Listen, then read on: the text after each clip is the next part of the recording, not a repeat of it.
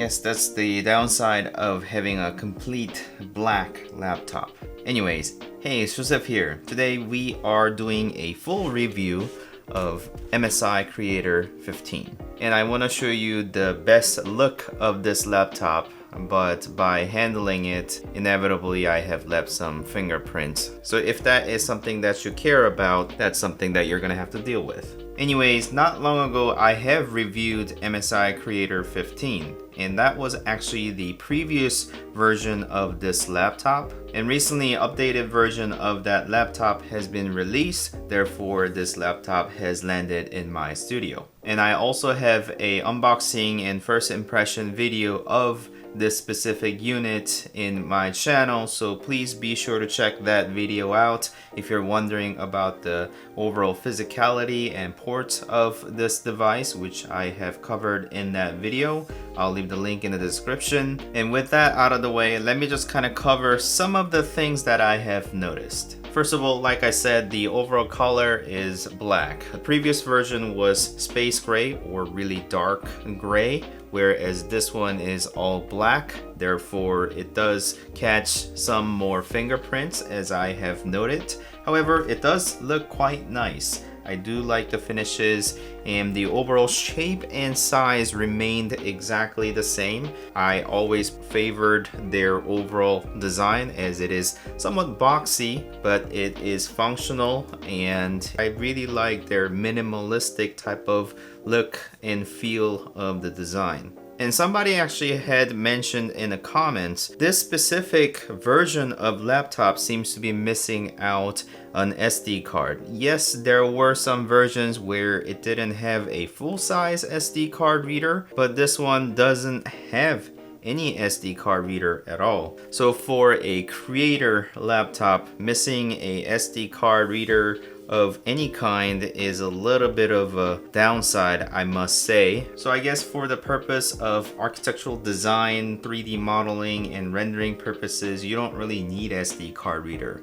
However, for those of you creators out there like myself who does a lot of video and photo type of thing and needing to slot the SD card into your laptop frequently, that is something that you are going to miss out. And on the inside, the overall keyboard layout has stayed the same. However, because they are now working with the Steel series, the overall font and the look of the keyboard has changed. And you can kind of see the symbols and the font for the keys now have changed a bit more gamery, if you would like. And they added that gamery touch of RGB, individual addressable RGB keys to the keyboard. However, I'm not really keen on having RGB all that much on my keys, so I just kind of changed it to have a white backlit keyboard instead of the rainbow vomit. But that is something that you can do, so you can have certain keys with certain color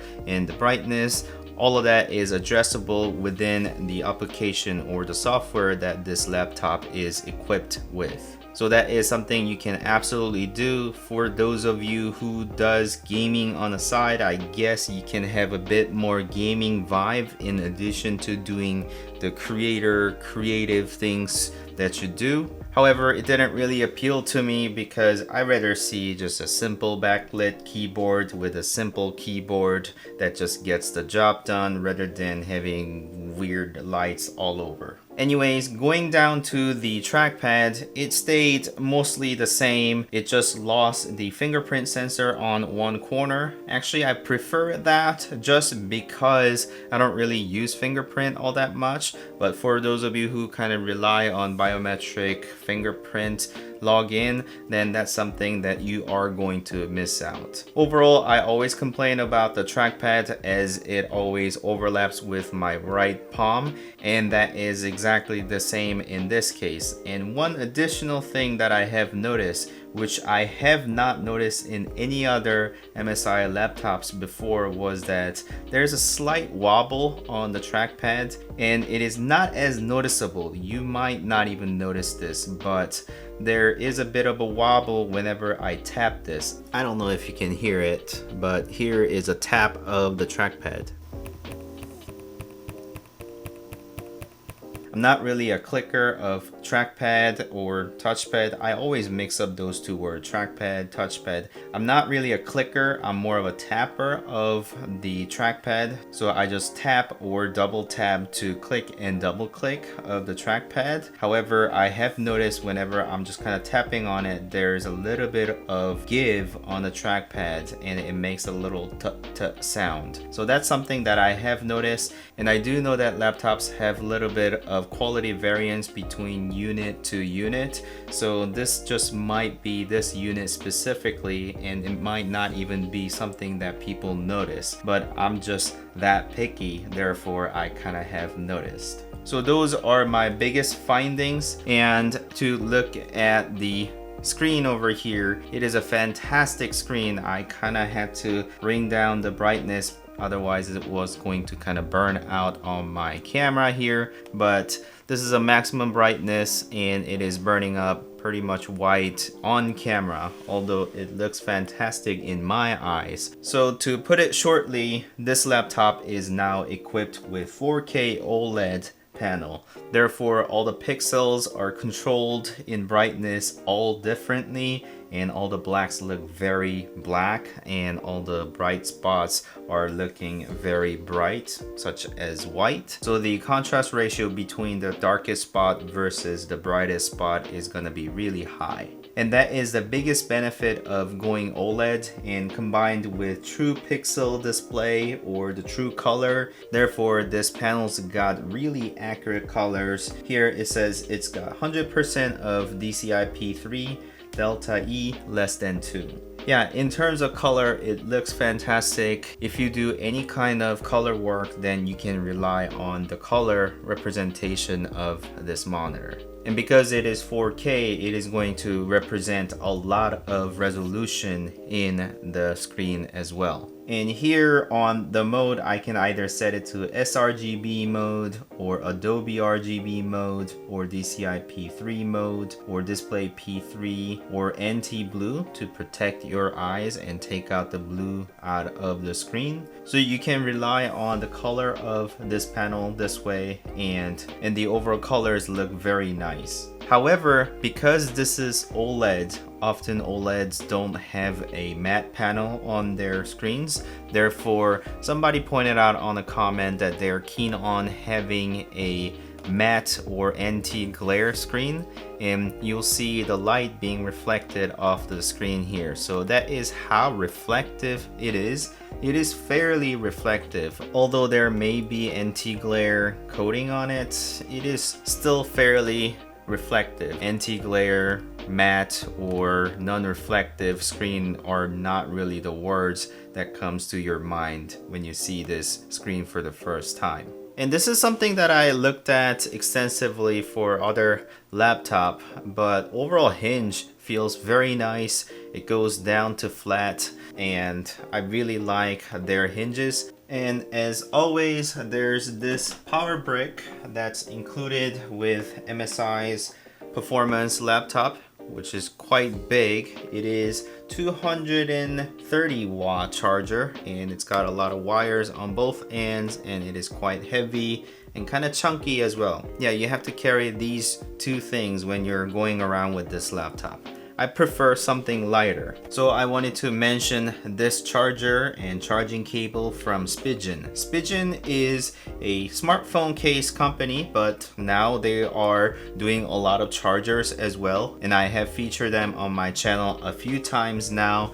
And this is gonna be the go-to charger for myself. So I'll definitely leave the link in the description for you guys to find. This specific charger here is quite small. In comparison, it is less than the half of the original charger. And the overall power output is 100 watts, and it's got two different ports. So unless you are splitting that 100 total watts between the two, you can have one connected to one of the port and then basically charge your laptop with 100 watts. And I do confirm that this laptop is capable of being charged with USB-C. Therefore, I can just open it up like this. And by the way, this charger's specific model name is PE2006UJ. Definitely not the easiest to remember that, but I'll leave the link in the description. And once I plug that in, I can just go to the Thunderbolt USB-C, and basically there's going to be a power LED indicator that's going to light up as you connect the USB-C. So now this laptop is being charged. It is much easier to carry this around and just use the included cable tie. Easy, off you go. Light, compact, still 100 watt to charge this laptop. So that's how I prefer to use. And moving back into the inside of the laptop, let's go ahead and test the webcam.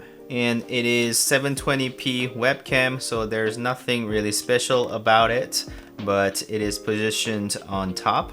Therefore, you are able to see my recording screen and the camera. And this is what I look like in comparison to the camera over there versus the webcam quality. And you should now be hearing the voice as well through this laptop. So this is what it sounds like and what it looks like off of this laptop. And back to my main camera. And let's go ahead and listen to some sound so you guys could hear out what this device speaker sounds like.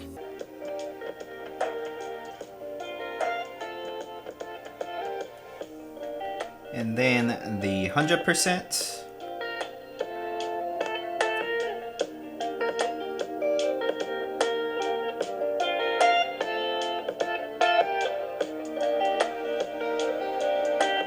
It sounds pretty good. And here it kind of says Dynaaudio, and I guess they kind of collaborated and have this name. And yeah, the speaker sounds pretty good. Not that I listen to speaker all that much or use them all that much. However, I just wanted to say, if you care for sound, this does sound quite good. And let's go ahead and move on to the specs of this device.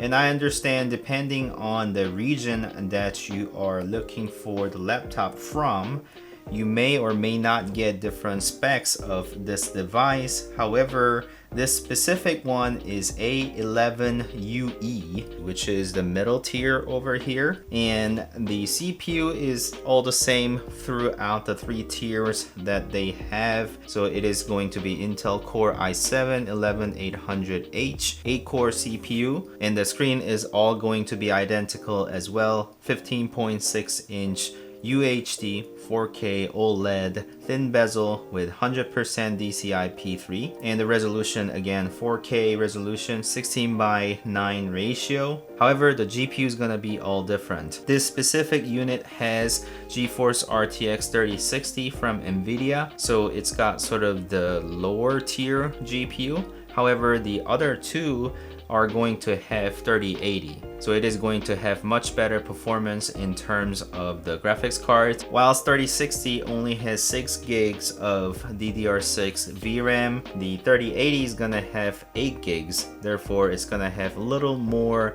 VRAM to play with if you wanna do professional work that tends to occupy a lot of VRAM. In my experience, 6 gigs of VRAM is usually okay with most case scenarios. However, if you're needing to do some more complex work, you are gonna need more than 6 gigs. However, looking for that in a laptop is a long shot because you're gonna be paying a lot more money to get higher tier graphics card out of the laptop. So 3060 is a very good sort of value proposition, if you would. And all 3 of them are having individual addressable RGB keyboard and good audio speakers, and all 3 of them have 16 gigabytes of RAM, so I understand they are all going to be the same. However, the 2 models that are on the either side has 1 terabyte of SSD, whilst this specific one has only 512. So I guess the ones that are on the either side are gonna be higher tier. I don't exactly understand what's the difference between the one that is on the left versus the right. Maybe there's a difference down below.